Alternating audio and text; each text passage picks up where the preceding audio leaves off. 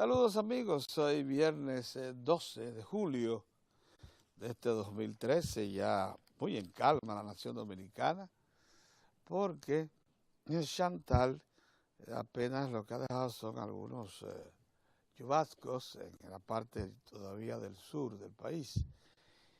Y sobre esta experiencia vivida, queríamos reflexionar hoy lo mismo que acerca de otro tema de mucho interés para toda América Latina, y fue la amarga experiencia vivida con Europa en el caso del presidente Evo Morales. Pero comencemos por el Chantal. Decían técnicos mexicanos y brasileños que estaban con nosotros aquí en Diario del 4 ayer en la mañana. Recuérdense que los jueves son días agropecuarios aquí en el 4. Que la República Dominicana ha creado un temor a veces difuso, con respecto a cada tormenta tropical que se anuncia para la zona. Y pasamos inadvertido que en todas partes del mundo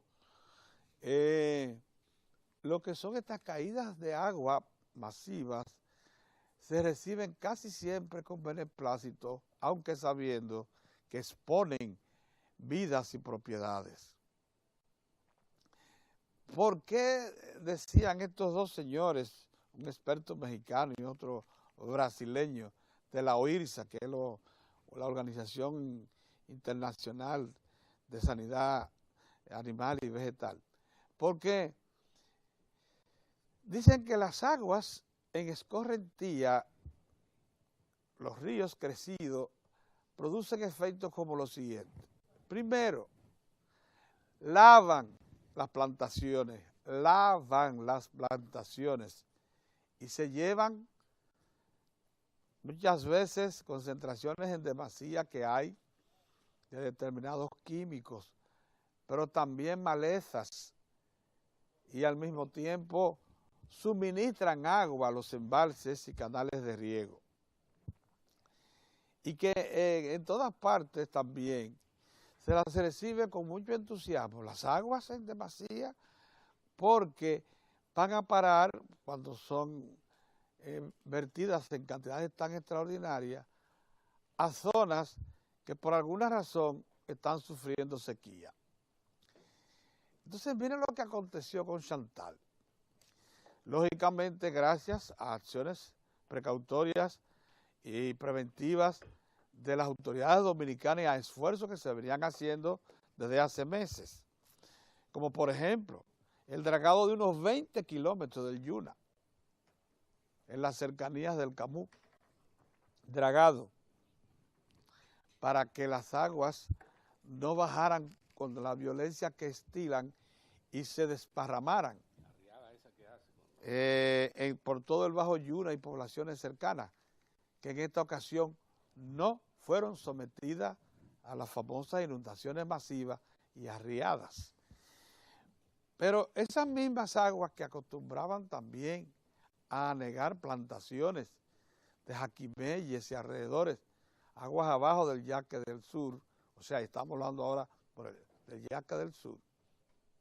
Ahorita hablábamos del Yuna y el Camus, que juntos, como sabemos, en tiempos de mucha agua, pues terminan anegando la zona de cultivo por excelencia del país, del arroz, y además las poblaciones que se dedican a la actividad agrícola en la desembocadura del Yuna, que es nuestra zona de más alta producción y productividad de arroz. Bien, ahora hablemos de Jaquimey. Ustedes saben muy bien que cualquier incremento de lluvias en el lado sur de la cordillera central alimentaba de tal manera los ríos, los portentosos ríos Yaque del Sur y Dizao, que provocaban, y otros más, que provocaban siempre inundaciones, fundamentalmente en la parte baja del Yaque del Sur, anegando plantaciones de plátano y guineo, allá, tanto en la cercanía de Barahona y Bauruco, como del lado de Azua. no pasó tampoco ese acontecimiento. ¿A qué se debe? Bueno, a que el INDRI realizó trabajos importantes en el Canal Cristóbal y muchos más que impidieron que las aguas en esta ocasión crearan esos problemas. En el caso del Yuna, lo que hubo fue una acción combinada del Instituto Agrario Dominicano, que tiene una unidad especial y que estaba trabajando desde hace meses. Ya les digo, allí han limpiado unos 20 kilómetros del Yuna y el Camus, que junto con el Instituto Agrario y el Ministerio de Agricultura realizaron esa tarea. Aquí en el sur fue el Instituto Nacional de Recursos Hidráulicos. La lluvia entonces, por tanto, las califica con mucha autoridad el ministro de Agricultura, Luis Ramón Rodríguez, como beneficiosas en esta ocasión, aunque todavía ayer se informaban de unos 4.000 albergados en casas de familias, en ningún centro de escolar o religioso o hospitalario, no, en casas de familia, de amigos o allegados. Y de ellos una cantidad apreciada, unas 400 de la barquita, la famosa barquita, que por cierto, es inmanejable cuando hay lluvia. que hubo que sacarlo a la fuerza porque no querían abandonar allí, creyendo que detrás de eso había alguna segunda intención, porque también hay mucho de manejo y manipulación en todo esto. Eso me parece a mí que es una demostración clara de que debemos ir cambiando un tanto la visión que tenemos de las caídas de agua en tiempos de temporada ciclónica, cuando siempre se producen estas lluvias en demasía. Porque los técnicos de OIRSA, ayer, tanto el experto mexicano como el experto brasileño nos dijeron aquí que ellos perciben en la República Dominicana una mala interpretación acerca de lo que significa una caída de agua en demasía.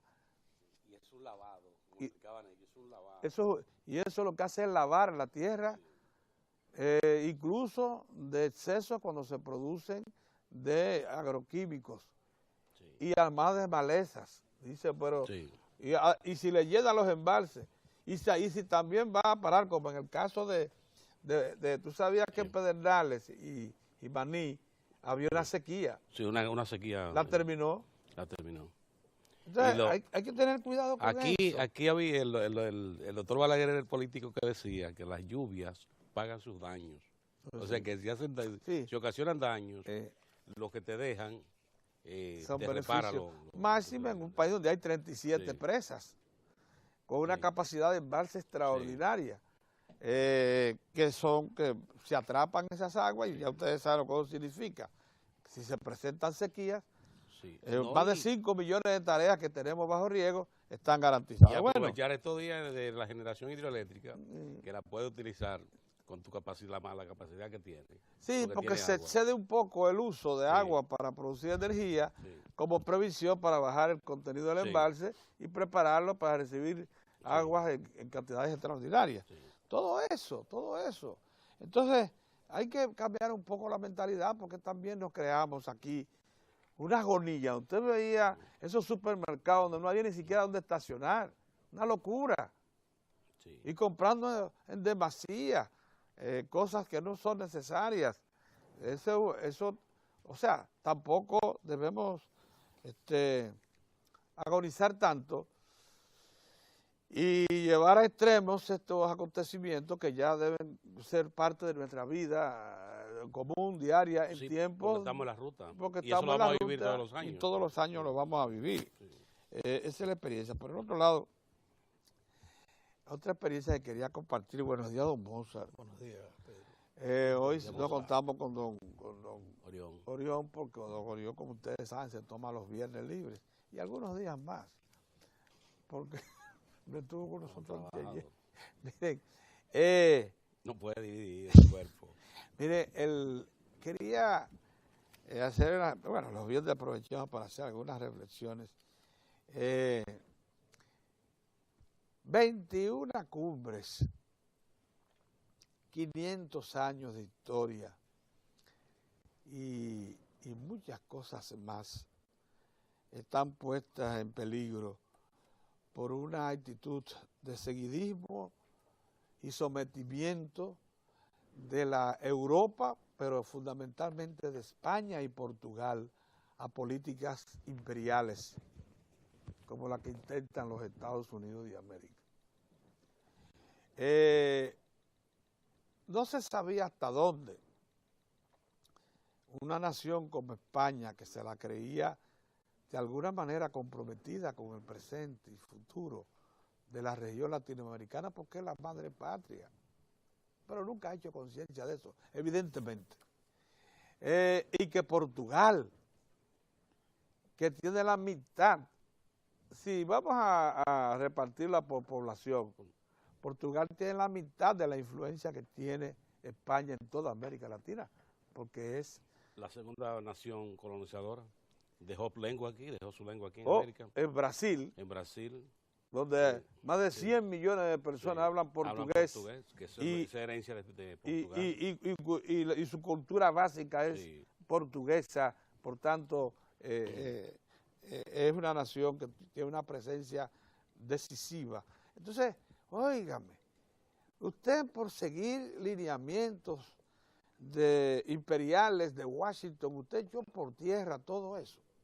Ya había un indicador importante de hasta dónde España no ha comprendido que tiene que poner buena parte de su futuro, de su inversión, de su ingenio, de su colaboración, de su orientación en América Latina y la otra parte en Europa, porque España, que se decidió a colonizar esta parte del mundo, que tenía pobladores originales, a los cuales sometió y cristianizó, claro, y les enseñó los avances de lo que era la sociedad europea, y las organizó en municipios y en estructuras políticas. Bueno, República Dominicana tiene el honor de tener el primer municipio de América, que se instaló en Isabela, y hoy en la provincia de Puerto Plata. Y los primeros sistemas judiciales. Bueno, aquí estuvo el primer tribunal de apelación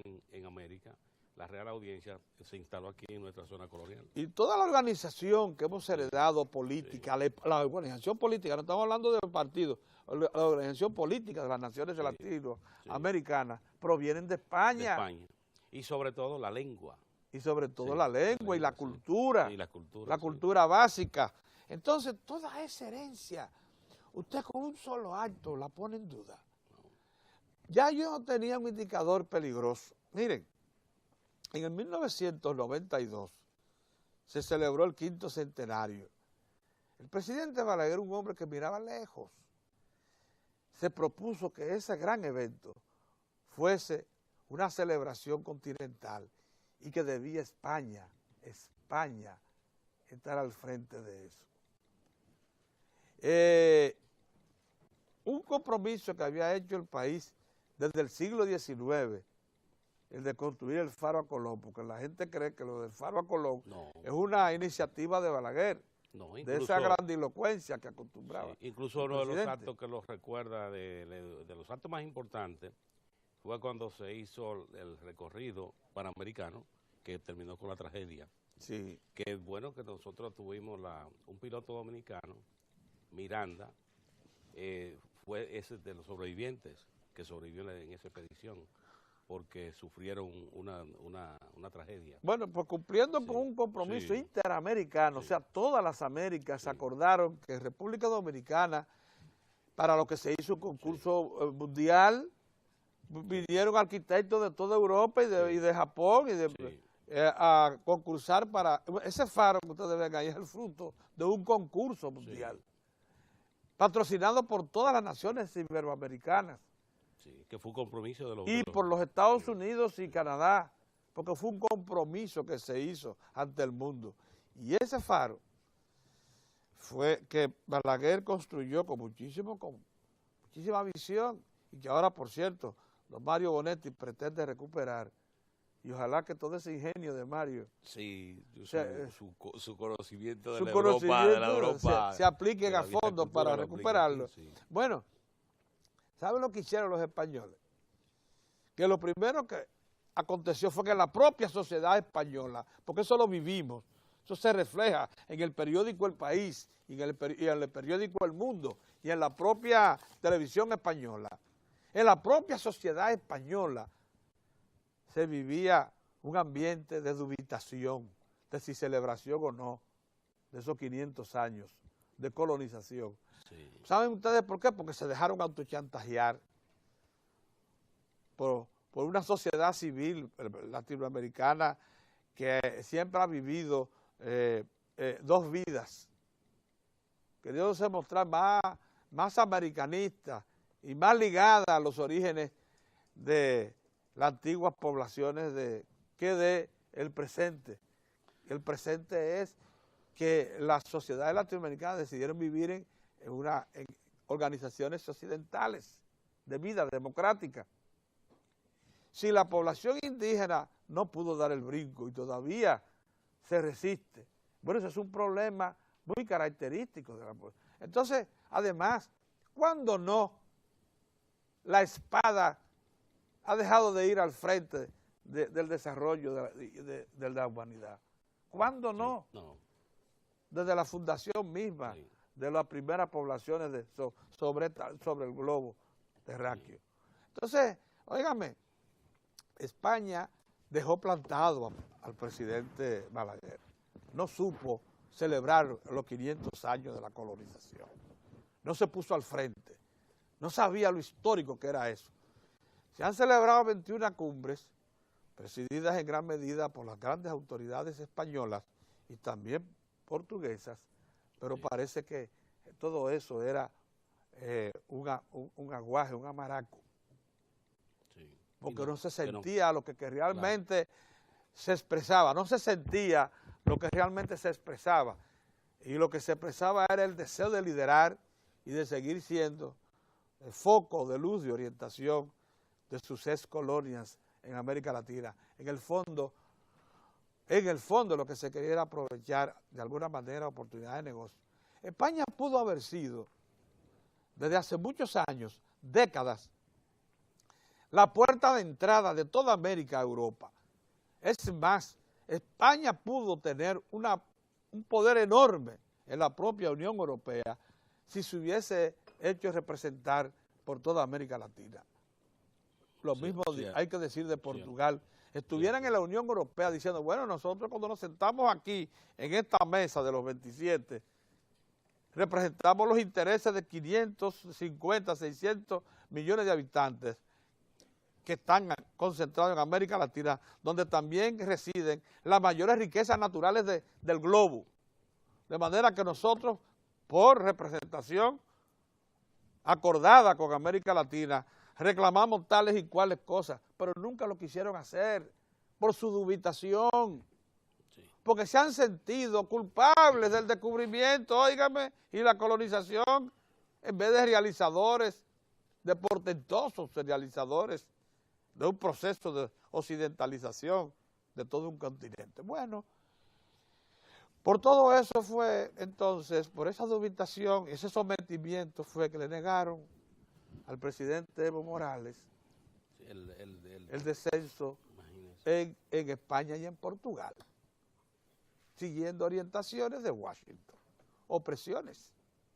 Entonces, óigame, qué lamentable, qué grave todo lo que significa esto, porque, insisto, se echaron por tierra 21 cumbres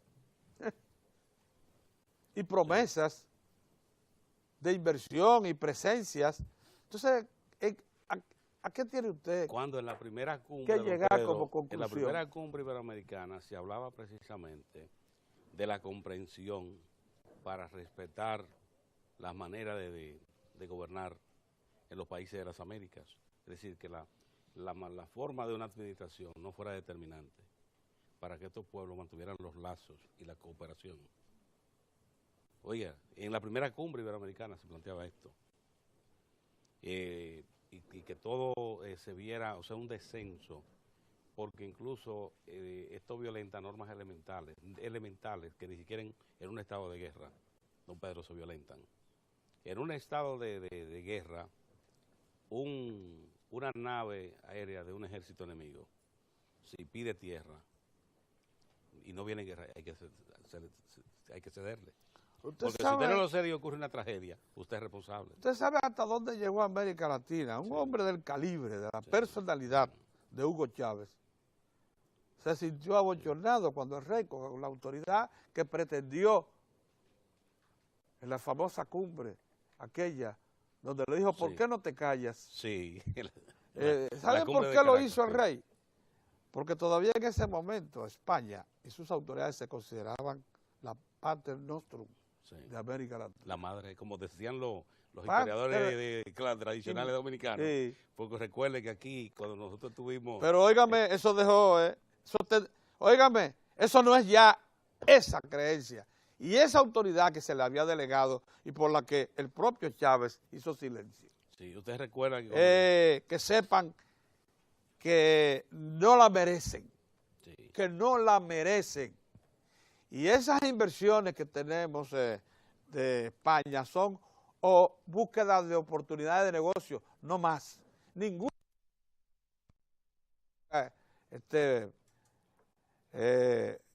propiciar, ni tampoco pregonar por efecto de la presencia española en América. Yo la quiero dejar ahí porque a medida que voy hablando, sinceramente, me siento